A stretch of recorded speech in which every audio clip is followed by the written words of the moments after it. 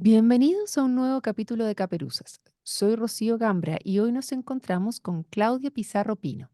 Claudia es ingeniera civil industrial de profesión y logró desde los años 90 tener una carrera donde poder aportar, destacarse y a la vez criar a través de la evaluación de proyectos y del riego tecnificado. Vamos a conocer su historia ahora. Claudia, muchas gracias por conversar con nosotros. Gracias a ti, Rocío, gracias por la invitación y la verdad es que el nombre de tu programa es tan interesante, atractivo, que vamos a ver qué sale de esta conversación que se ve como bastante lúdica. Así es que mucho gusto y buenas tardes por estar aquí contigo también. Bueno, Claudia, la idea de esto es mostrar cómo lo han logrado algunas mujeres y cómo se han dejado llevar a través de la pasión y poder acompañar a otras también a que tomen estos modelos y decir, yo también puedo llegar a ¿Mm? ese lugar. De la conversación que habíamos tenido previamente, me llama mucho la idea, esta parte específicamente, y por eso lo destaco, que tú, teniendo una carrera, una profesión de bien difícil ya en los años 90, ingeniera civil industrial, muy pocos toman el riesgo de venir a una región donde no se requerían tantos ingenieros civiles industriales y además hacerte cargo de tu familia, estar ahí con ellos, tener tiempo, flexibilidad, que es algo que hasta el día de hoy muchas nos preguntamos. Cuéntanos un poco cómo lo hiciste, Claudia.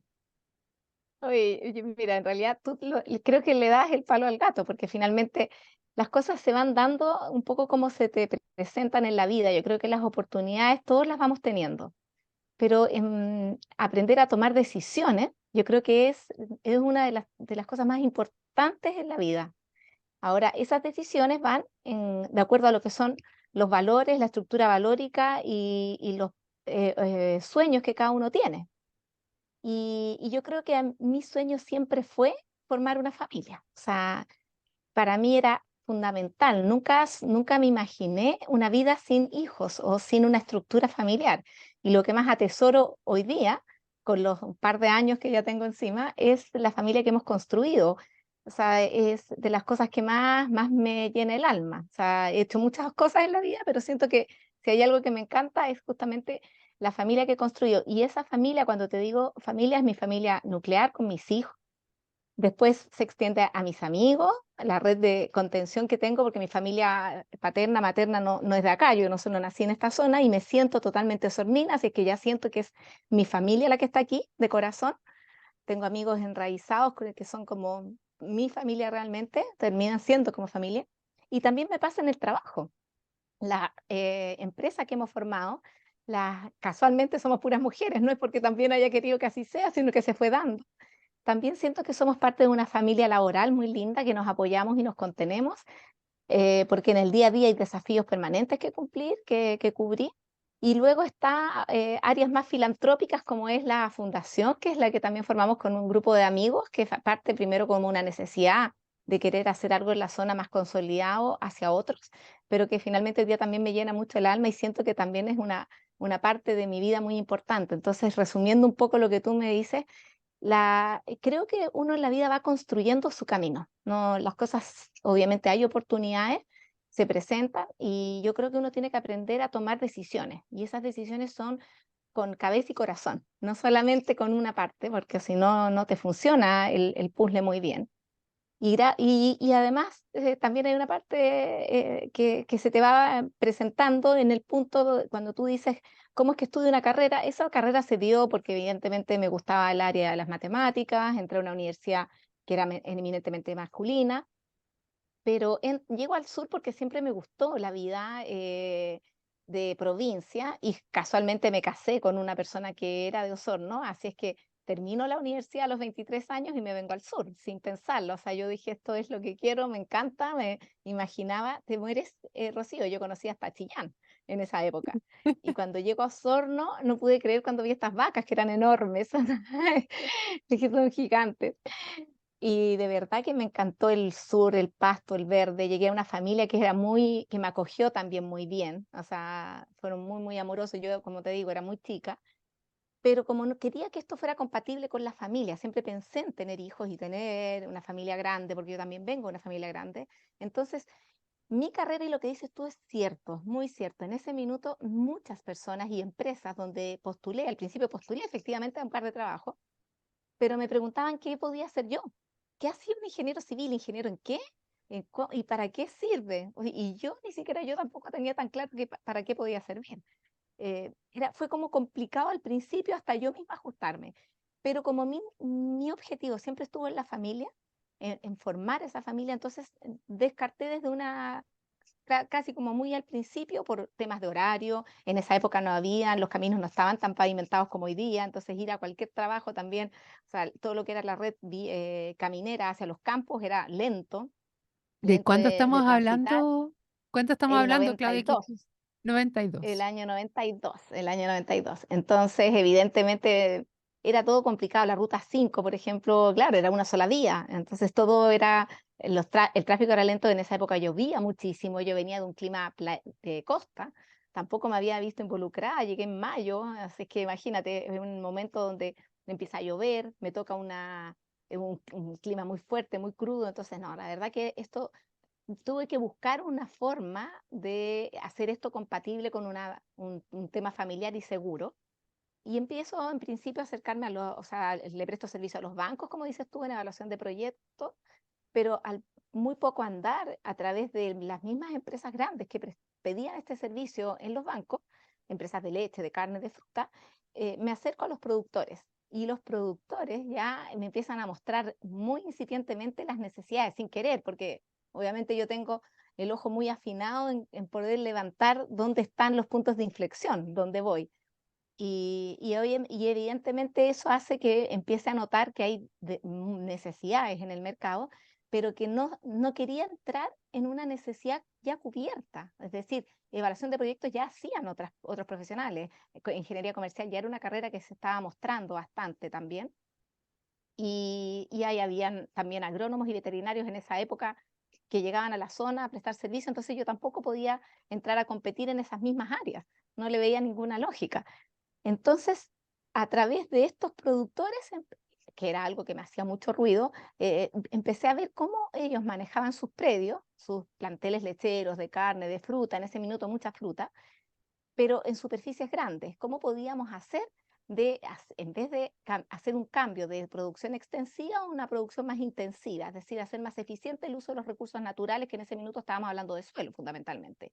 Agua, prácticamente aquí no tenía nadie la conciencia que había que regar. Yo venía de una zona, evidentemente, que se rega y se rega hace por años, pero aquí no era común. Entonces partimos primero levantando proyectos de riego para la fruta, arándanos, avellanos, así conocí mis primeros clientes también. Y lo que parte en esa época, en el año ya 99, empiezo a desligarme de los proyectos de evaluación y me empiezo a incorporar a los proyectos de tecnificación.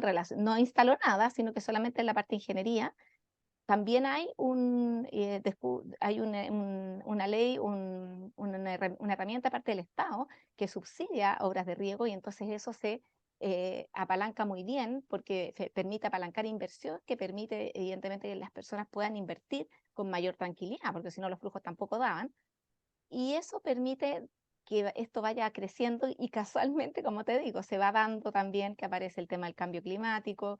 em, el valor de la tierra se vuelve cada vez más caro, entonces el sentido de intensificar se vuelve más lógico, más evidente, y lo que en principio parte solo como una demanda de los fruteros, de las empresas de fruta que producen fruta, del sector agrícola que produce fruta, empieza a ser como casi lógico que empieza a caer hacia el sector productivo de leche y carne, que efectivamente quieren producir pasto. Y eso genera como un cambio fuerte en la empresa. Eso yo te diría que fue el año 2008, 2009 más o menos, que ya el riego en pasto empieza a ser como muy evidente.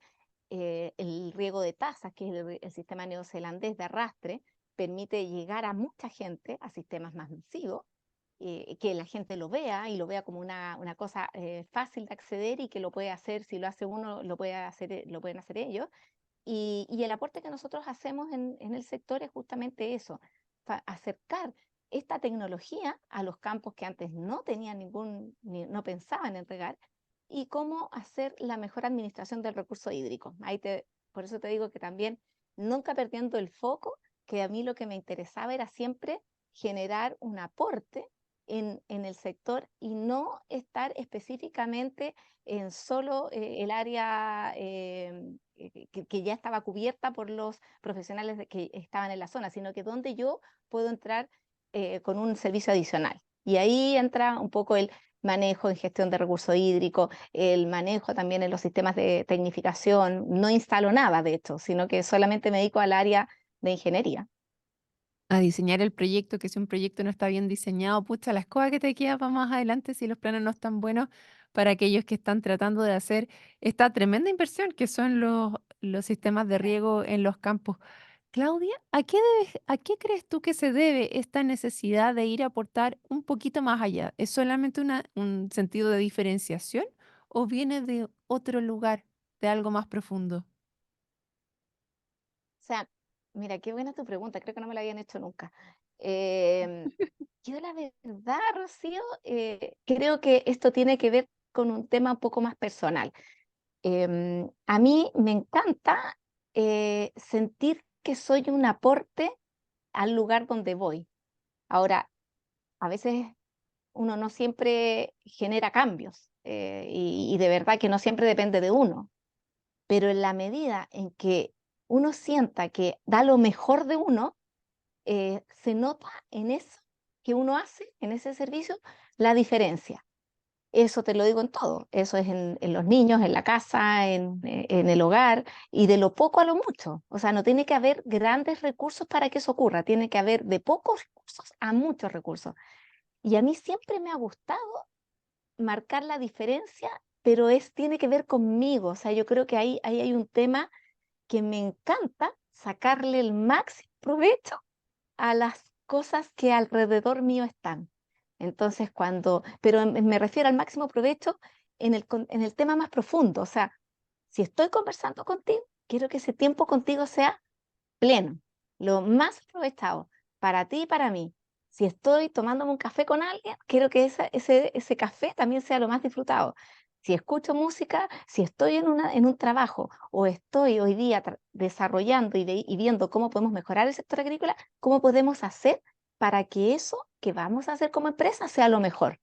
Ahora, a veces resulta y a veces no. Eso es lo que te decía. Uno pone todo su parte y simplemente a veces las cosas no se dan, pero a lo menos mi ejercicio es hacer todo lo que está a mi alcance para que esto que voy a hacer sea entregar lo mejor de mí. Y Mm. si después de eso, que entregué lo mejor de mí, el camino, lo que viene después, va por la derecha a la izquierda, bueno, me dejo un poco sorprender. Trato de no encasillarme tanto, no encuadrarme tanto. Yo de verdad de chica, de joven, era bastante más cuadrada de lo que soy ahora. Por eso creo que estudié esa carrera y en esa universidad. Estaba ¿En qué como muy universidad? enmarcada en la Ah, en la Santa Santa María. María. Oye, sí, es que yo te iba a decir, Sí, conozco muchos que estudiaron en la Santa María y que rapidito se fueron de ahí, ¿ah? Que muchos dejan una vez que entran a la Santa María sí, porque es una universidad altamente exigente que parte ya con cambios que no estamos acostumbrados, como el modelo de 1 a 100 sí, versus de 1 a 7, sí, y ya eso te sí, cambia una exacto. lógica bastante. Sí, y de hecho la Santa María tiene este tema que te digo que en el fondo, ojalá, de hecho yo tuve muchos profes que nunca los logré entender, que tú decías, pero esos son raros, así como que medio loco, medio géneros loco. Pero es parte del sello que tiene la Santa María. La verdad que yo soy una agradecida de haber pasado por esa casa de estudio, siento que me marcó en muchas cosas, pero también me estructuró más de lo que ya venía. O sea, si yo ya venía cuadrada, terminé ahí siendo un cajón. Y con y con los hijos me he ido, después de ser madre, yo creo que eso me ha ayudado mucho, Rocío. Yo tengo 4 niños y los primeros dos siento que también yo los crié de un perfil distinto a como me resultó con los otros dos. Y eso que entre el mayor y el menor hay 8 años solamente. Hay poca diferencia. Pero yo estaba en otra etapa, en una madurez distinta. Los primeros dos fueron entre los 25 y los 29 y los otros dos hasta entre los 29 y los 33. Entonces, ya es increíble que con algo más de madurez y algo más de sabiduría, uno también le hace doble clic a varias cosas. Entonces, no perder tiempo, y ahí es donde te digo, se me ha acentuado más esto de aprovechar cada vez más los espacios que tengo en cada momento en que estoy o cada cosa que estoy. Entonces trato de estar alerta a esas oportunidades que se presentan, porque finalmente siento que Dios te pone la mesa, te la pone con muchas cosas, y después uno elige qué toma de eso que hay. Y ahí hay que jugar, hay que tratar de ser hábil, pero hábil en lo que es el sentido de tus prioridades. Para mí, por ejemplo, nunca ha sido una prioridad lo económico. Evidentemente tengo que mantener los niños y una época donde demandan recursos que son infinitos, por supuesto, pero nunca ha sido ese el foco. El foco ha sido en lograr entregar lo mejor de mí para que ese trabajo genere efectos en la región, efectos multiplicadores de oportunidades en la zona. Y esto que para mí tiene como un sentido profundo, es lo que finalmente me conecta con estos otros grupos con estos amigos en algún minuto, a hacer algo para esto mismo, que cada uno de nosotros somos iguales y lo hacíamos ya en nuestro ambiente personal y laboral, ¿cómo lo hacemos ahora en un tema conjunto en favor de más filantrópico en favor de la región? Y ahí nace la Fundación Antonio Hitzfeld, que casualmente alinean los planetas, porque no es que yo lo pensé así hace 20 años atrás, nunca se dio, simplemente que llegó un minuto donde estaba en el momento adecuado, con la persona adecuada y juntamos estos 5 corazones, estas 5 cabezas y 5 corazones que hoy día armamos esta fundación que finalmente tiene como foco esto que también te digo, el generar oportunidades para generar efecto multiplicador de oportunidades para la zona. Mm. Oye, cuéntanos un poquito más, ¿qué haces tú dentro de la fundación y de qué se trata la fundación para que aquellos que no la conocen puedan conocerla también? Mira, la fundación nace como, en primera instancia, lo que nos mueve a los 5 fue preservar y mantener el legado de don Antonio Hitzfeld, fue un agricultor, igual que muchos de los que yo conozco, muchos de los que son clientes míos y que han pasado por mi oficina, que y parten con muy poco y van en el andar desarrollando su negocio de menos a más, potenciándolo, pero con puro esfuerzo, con mucho rigor, y van siendo muy líderes, muy innovadores en los espacios donde ellos se desarrollan. Y la idea, bueno, don Antonio Hitzfeld, Antonio III Hitzfeld Bollmann, fue un agricultor como te decía, que falleció hace ya un poco más de 10 años, no tuvo hijos, entonces al no tener herederos, eh, tomamos de alguna manera lo que era su espíritu, y uno de los directores y fundadores de la fundación también tomaba parte también de su patrimonio, porque lo recibe él, y entonces nos une esta iniciativa, estas ganas de mantener un poco lo que él hacía, que era potenciar la zona, ayudando a distintas personas y empresas que trabajaban en el sector agrícola, pero que les faltaba tal vez la oportunidad de haber tenido, yo tuve la suerte de estudiar también en una buena universidad, de haber tenido a muy temprana edad herramientas al alcance de mi mano que me permitieron ir armándome como persona y finalmente me permitió armar mi empresa. Pero no todo el mundo tiene esas oportunidades. Mm. Entonces, la idea era decir, pero si hay alguien que tiene el motor, que tiene ese motor de cambio, ese motor que te digo que es algo muy personal, que no es malo si no te pasa, pero para la gente que le pasa y que quiere crecer y que quiere generar ese efecto multiplicador de oportunidades, pero no tiene necesariamente las condiciones, entonces, ¿cómo lo apoyamos y lo apalancamos para que pueda generar ese efecto y pueda llegar donde quiere llegar más rápido y no se desanime en el camino? Porque esto de ser emprendedor, que te digo, que es bien solitario. Uno al principio parte y dando palos de ciego, te equivocas mucho, yo misma. Este proceso tampoco ha sido un proceso fácil, y lo que más aquilato es las relaciones humanas, el contratar personas que finalmente vayan sintiéndose parte de tu equipo de trabajo y que Mm. vayan tirando este buque de la misma manera como lo va haciendo uno, con el mismo profesionalismo, la misma calidad uno. Eso es muy difícil, muy, muy complejo, porque tú tienes que empapar a la gente de ese mismo proyecto, con esa misma iniciativa, con esa misma eh, fuerza. Y hay emprendedores que se han ido quedando en el camino por múltiples razones. O lo hicieron demasiado solo, o el primer error los desanimó, o incluso la idea es muy buena, pero no tenían las herramientas en gestión, en comercio, para poder echarla a andar. Entonces la fundación nace con ese propósito, y la idea es de generar este apoyo hacia los prestadores de servicio del sector agrícola, para que nuestra región se potencie y nuestros hijos y nietos se sigan queriendo quedar acá. Oye, tremendo desafío, los felicito con esto que están haciendo, seguir en este espíritu, porque creo que es algo que es sumamente necesario para las nuevas generaciones también. Una de las cosas que vemos aquí a nivel local, que para las nuevas generaciones, que va muy asociada a la prestación de servicios. O sea, recordemos que la región de los lagos, Osorno en particular, está asociada al agro, es su principal foco de desarrollo. Osorno particularmente es prestador de servicios relacionados con el agro, pero muchas jóvenes no ven todavía en el agro un futuro nuevo, porque no se produce ese mix entre los nuevos trabajos, las nuevas tecnologías, los nuevos servicios que se pueden prestar y los jóvenes que tenemos acá. Así que tremendo, tremendo lo que tú señalas, porque efectivamente es una necesidad que en este minuto se está teniendo a nivel local. Sí, y lo vemos a diario. Y a mí me da mucho orgullo hoy día ver cómo en los campos que yo partí atendiendo, te digo que ya en el tema del riego ya llevo más de 20 años, me toca ahora trabajar con los hijos de los que atendí en ese minuto.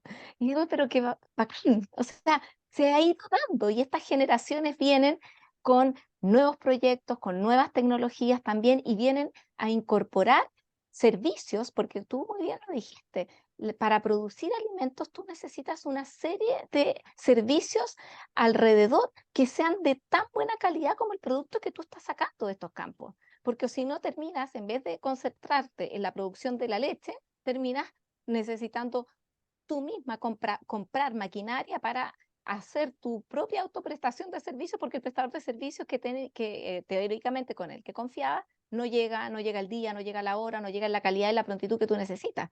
Entonces, si los servicios alrededor, gaffiter, eléctrico, hidráulico, geomensores, topógrafo, hay una multiplicidad de servicios, incluso que uno hasta ni se imagina que hoy día están al servicio del agro, si son de buena calidad y van creciendo en la velocidad y con la tecnología que el hoy día lo demanda, evidentemente el productor de leche, de carne, de fruta va a poder concentrarse en hacer mejor, en hacer rendir mejor sus propios recursos al interior de la organización, lo que va a generar también que él avance más rápido. Entonces genera de un efecto escala que redunda para todos, no solo además al sector agrícola. El sector de prestación de servicios se cruza mucho con otros sectores de la industria y ahí complementas con la salmonicultura, con el sector forestal. O sea, hay un cruce que va generando que la economía de la región finalmente se potencie.